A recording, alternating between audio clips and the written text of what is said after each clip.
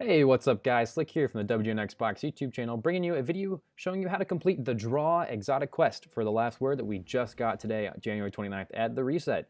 And this quest wasn't terrible to do, but there's a couple parts to it that could be tedious if you're not using the optimal strats. In a sense, some of these are kind of cheesy if you want to go that far. But anyways, this is the fastest way to complete the last word quest, which everybody is definitely hot to unlock. So the starting quest, to get the quest, to actually start it, you have to go to the Drifter and he will give you the draw. So the first part of the quest is to kill Hive with solar damage, collect Hive tablets, which you just get from killing enemies, and then kill Hive bosses. And the fastest way to do this, we tried a couple things, we tried EP, but ultimately the best thing to do is just do this Lost Sector up by Futurescape and the Braid Tech facility on Mars. And this Lost Sector is like our go-to for a lot of things. But if you just throw on the Sunshot, like I have here, your Solar Super, Solar Heavy, whatever, you're going to be able to get the kills that you need. And more importantly, the boss at the end of it is what's going to give you to help count towards those high bosses. And you only have to run this 3 times. So the numbers broke down to, we got basically 36% of the kills done in one Lost Sector, 38 out of the 75 tablets done, and obviously the one high boss. So if you run this Lost Sector 3 times, you will complete the first step of this mission, and you're going to have to go back to the Drifter. So the next step that he gives you, and if you've been following along with the data mining that had happened before this quest line came out, you will know that it's the dreaded step of having to get Crucible kills and death resetting your progress, or not resetting, impeding your progress, as it reads there. So we tried to math this out and get a model behind it, and it wasn't exactly easy, but basically the average tends to be, for a kill is 2%, and an assist is 1%, and then a death will set you back 1%. And the one thing that we did find out is that kill streaks play a major factor in this. So in the very first game we played, I ended up gaining 33%, and I only had about a 1 KD, but I had a 9 kill streak to end the game and bring things back. So that was huge for me. My teammates who had a 1.5 KD didn't have a 9 kill streak. They only had 3s and 4s or whatever to put together their KD. They were only at like 15%. So I have a couple numbers here that I can jot to you. Obviously, I just gave you that first game. Another teammate of mine got 50% done in one game with 8 kill streaks and a 2.89 KD. And then another game I had 31% gained with 21 Guardians killed and a 7 kill streak and then a 2.1 KD. And that's not even an actual KD. Keep in mind this is efficiency. So you get all that done in the Crucible. It should take the average player, say like 4 or 5 games. Definitely shouldn't take you more than 10 though. So granted, this is a grind, this is an exotic quest. So keep that in mind. If you are one of the players who doesn't do Crucible a lot, you're gonna have to grind a little bit. So keep that in mind. Anyways, the next step you get right away, and you have to go to Titan. And on the moon of Titan, you have to basically do a Lost Sector that's glorified into a mini mission. It's only 500 power level, very easy to do. You just start it right next to where the public event beacon is on Titan for the Witch's Ritual, and then you go down and clear out the Lost Sector. The one mechanic that you have to keep in mind is that you have to kill the 2 wizards, and that'll drop the Acolytes, the yellow bar Acolyte shield, and then you just kill the Acolyte and complete the mission. So after you complete your stuff on Titan, you're going to go back to the Drifter, and you're going to have to do that between every quest step from here on out. And he's going to give you the Sullied Light quest step. And you could actually see I already have a little bit of completed here because of some capture issues. I lost some footage, had to go back and get some. Anyways, the etched crystals you get from doing Lost Sectors, Crucible medals earned, we'll talk about that in a second. Hive larvae are from Precision Hive kills. And then you have to do Heroic Hive Rituals, which is the Witch's Ritual public event. So starting out with the Crucible medals, you have to get Blood for Blood and Best Served Cold, which are Avenger medals and Revenge medals, respectively. If you're like a Call of Duty player or whatever, you'd recognize those titles maybe a little bit more. And we did these in Mayhem, whereas earlier we were playing in Quick Play.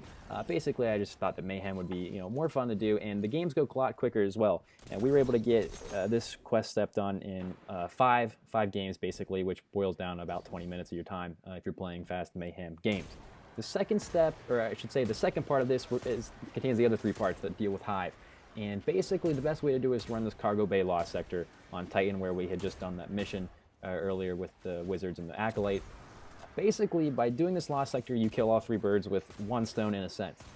You obviously need to get your precision kills to get the larvae, and then just running the Lost Sector, that's important too. You have to do that 15 times. The other thing that's probably going to hold you up the most is the timing of the Witch's Ritual public events. And basically, there's 2 spawns in the whole entire Destiny game for the Witch's Ritual. You can do it here on Titan, right above, as you see I'm going in here to do it, or you can do it on Mars, and that's where we ended up actually getting ours done, just because we ended up having a little bit more luck with them spawning there. It just took forever for us to get one here. We kept getting the fallen walker to spawn.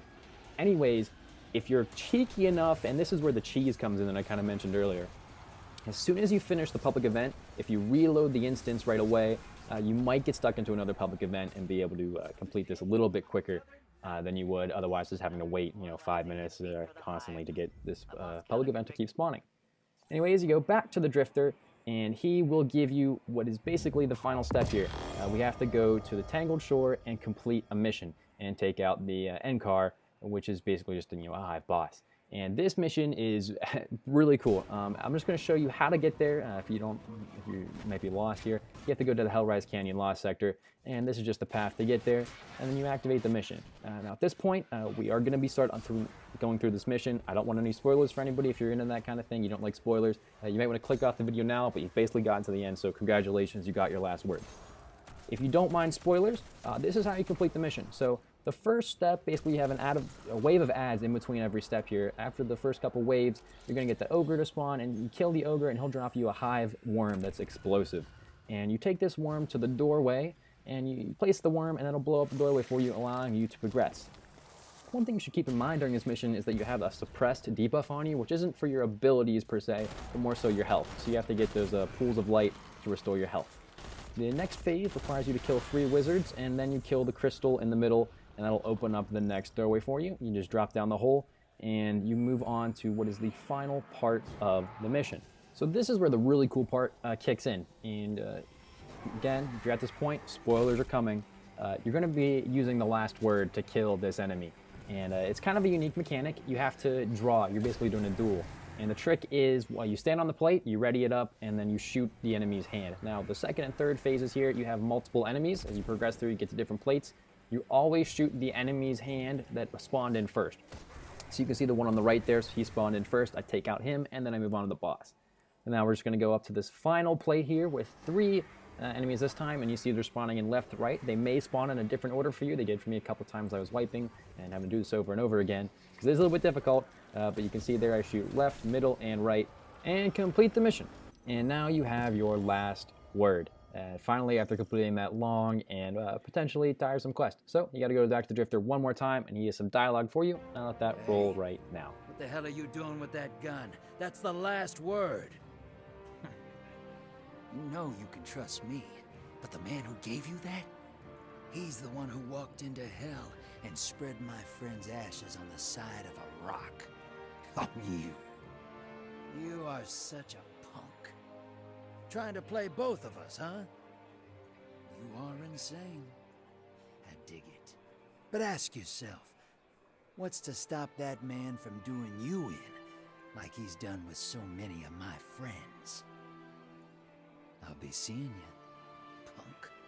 Alrighty, so you've completed the draw and unlocked your last word hand cannon. So I'll be doing a review of the last word once I get a chance to try it out in the Crucible. Other than that, huge shout out to my clan, Team Onslaught, for getting through this questline, helped me out with some of the steps. That's going to do it for me in this video, guys. Thank you all very much for watching, and I'll see you in the next